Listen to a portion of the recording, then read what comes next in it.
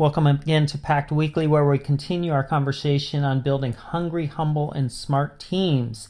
Now, a little background on this. We realize we have this huge goal in front of us, and that's to make multiplying disciples in order to help fulfill the Great Commission.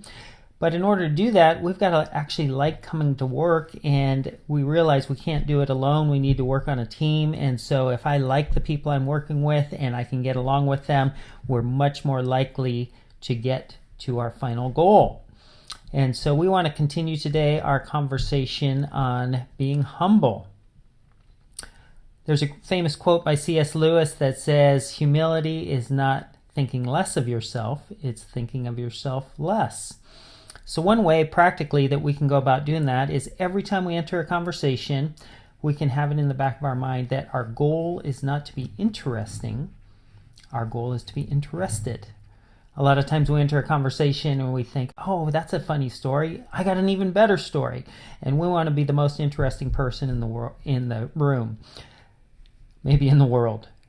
What we want to do as humble people entering into those conversations is be interested in the other person and make them feel like the most interesting person in the room.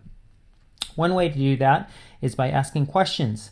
I'm not a super great question asker myself, and so I kind of need a framework to help me understand where am I going with my questions.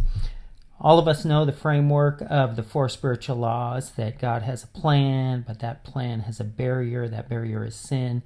Jesus is the solution, and people need to act on that. So if we use that same framework for asking questions, we can ask questions about any aspect of somebody's life. What's your plan for the summer?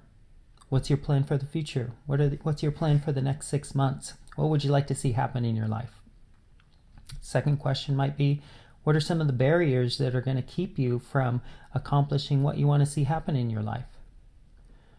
Third question might be, what are some of the solutions that you've already come up with or that you're thinking about to overcome some of those barriers?